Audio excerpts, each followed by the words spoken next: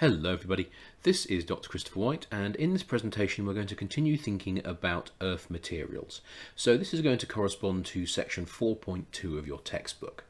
So now we have an idea of what a mineral actually is, we need to begin thinking about how minerals are actually arranged to form rocks.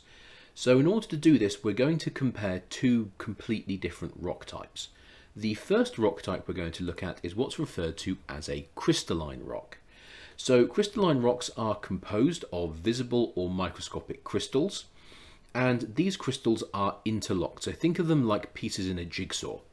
So notice how the contact of this grey crystal here is mirroring the contact of this pink crystal here. So the edges are locked into each other, they mirror each other, so you get a really nice tight fit.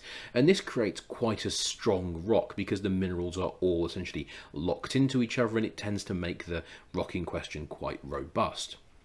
Now, crystalline rocks tend to be igneous rocks, metamorphic rocks, or hydrothermal rocks.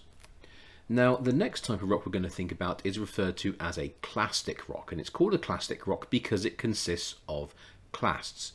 And a clast is a fragment of a rock or a mineral. And clasts can come in a range of sizes, all the way from tiny clay-sized clasts, which are so small you can't see them without the use of some rather expensive scientific equipment, all the way up to giant boulders the size of 4-bedroomed houses. So there's quite a big range in clast sizes. But nevertheless, the rocks which are made from these clasts are referred to as clastic rocks. Now, if we look at the rock sample that we can see here, we can quite clearly see one clast right there. But we can also see there are lots of slightly smaller clasts in the sample as well.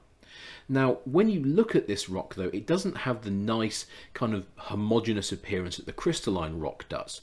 If you look at it, it looks almost kind of like, think of it like taking a fish tank and just filling that fish tank full of snooker balls. You have all these individual crystals which represent the snooker balls, and in between them there's little bits of open space. And so the rock doesn't appear to be anywhere near as homogeneous and consistent as the crystalline rock. And that's because each of these clasts is kind of individual. It's not truly locked into the next mineral in the rock. So as you can see, we have these two different rock types, and we're going to look at some of the similarities and some of the differences which occur between them. So the first thing we're going to look at is the minerals themselves. Now, in both of these cases, we have the crystalline rock over here on the left and the clastic rock over here on the right. Once again, you can see that the crystals themselves, in the case of the crystalline rock, they look as if they're locked into each other. That's telling us that what we're looking at here is probably a crystalline rock. In contrast, over here we have the clasts. You can see that yes, they're arranged in quite a tight pattern, but they don't really lock into each other. So this is telling us we have a clastic rock here, and of course it's therefore going to be sedimentary in origin. So when we look at both these rock samples, we can see that they both consist of different minerals. So in the case of this rock here, we can quite clearly see we have this mineral that has this pinkish colour to it. We obviously have these crystals that have this kind of like black-brown colour to them, and we have these crystals that have the light grey colour to them. So we can definitely see there's more than one mineral present in the sample. And if we look over here at the clastic rock, we can see the same thing. So we can see that some of the classes, you can see this one down here has a very dark grey to almost a black colour. We can see that next to it there's a class that has a kind of rusty brownish colour, and then we come up here, we can see we have some class which are quite light grey in colour, and then we have some class which are a medium grey in colour. So in this instance, we can see that in both these cases we have rocks which are made up of numerous minerals. So this is obviously a similarity between both of these types of rocks. Typically they will consist of more than one mineral.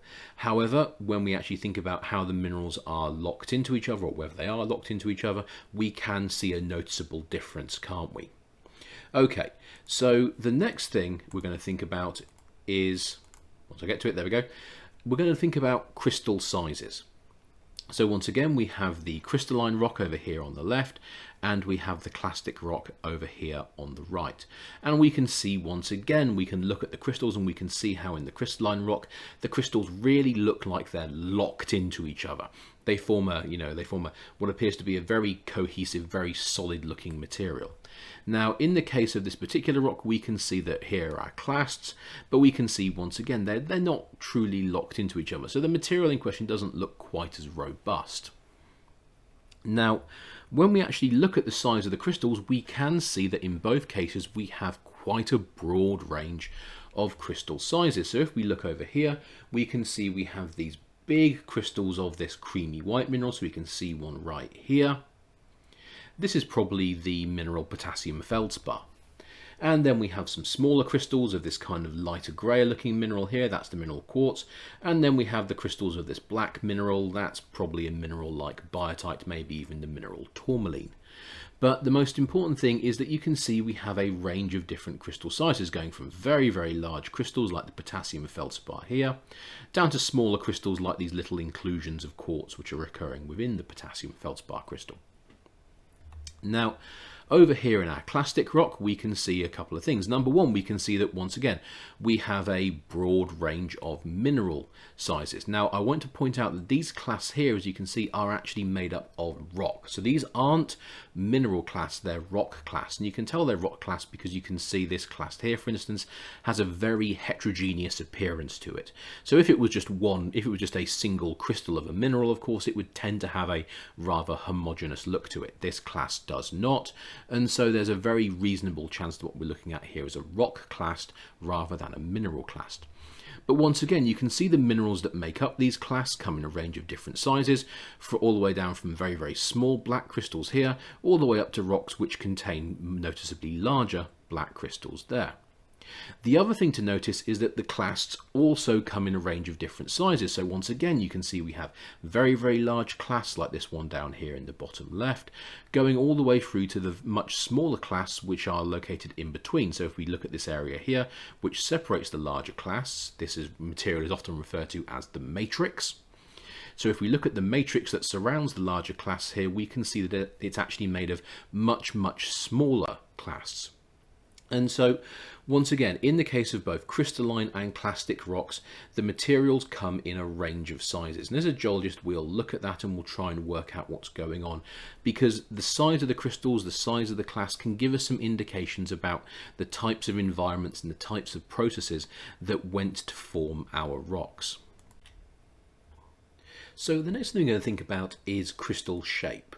So if we look at the two pictures we can see here, we have once again a situation where we have a broad range of crystal sizes in the case of the crystalline rock, and we can see we have a range of clast sizes over here in the case of the clastic rock.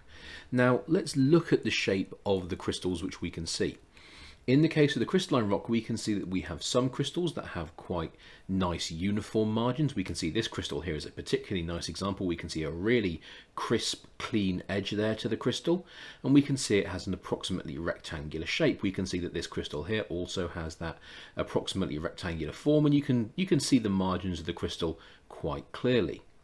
Now, in contrast, there's also a range of smaller crystals sitting in between these larger crystals, and we can see that they don't have that nice regular appearance. They are irregular in their shape. And so we can see that in the case of crystalline rocks, we can have a mixture of crystals going from quite well-formed uniform crystals all the way to crystals which have highly irregular forms.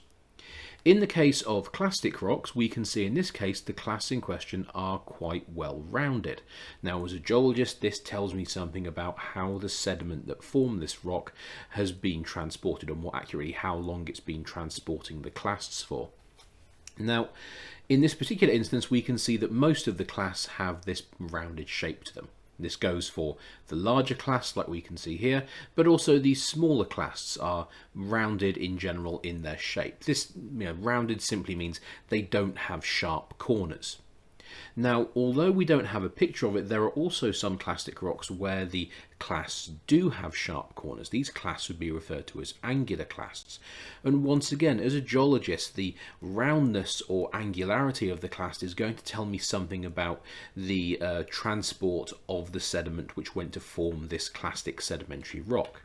And so there's lots of helpful information included in these types of observations. So the final thing that we might see when we compare crystalline and clastic rocks is whether the sequence of rocks is layered or not. Now over here on the left we can see we have our crystalline rock. So once again we can see in this case the crystals are extremely small. You can just kind of see some of them because they're reflecting the light and so they stand out a bit more, but on the whole the crystals in this particular rock are very, very fine. Now you'll notice this particular rock has a very homogeneous appearance to it. There are no layers. Now in geology, rocks that have this very homogeneous appearance are often referred to as massive, and so this would be a massive rock. Now in terms of clastic sedimentary rocks, it's not uncommon for them to occur in layers, or should I say a sequence of layers. Now this kind of sequence is referred to as a bedded sequence because it consists of these individual layers of rock, and each of these individual layers of rock is called a bed. So that explains the name. So in the case of clastic rocks, because they are often deposited by processes that will, allow sediment to accumulate over time, so something like deposition by a river, it will allow one layer of sediment to be deposited, then another layer of sediment to be deposited, then another layer of sediment to be deposited. And so these individual layers of sediment will eventually become lithified to form rock. And so in the rock record, we will see these layers of sediment as beds of rock. And so this isn't a particularly uncommon texture to see when we look at clastic rocks. I should also point out that sometimes clastic rocks can also be massive. You can sometimes have layers of clastic rock where there's absolutely no layering whatsoever, and on occasions you can even have crystalline rocks that show layering, but they tend to be quite a lot rarer. So we can also look at how the rock appears. Does it have layering or doesn't it have layering? And once again, as a geologist, I can start to use that as an indicator of the processes that went to form the rock that I'm looking at. Okay, that's it everybody. Thank you for watching and have a good day.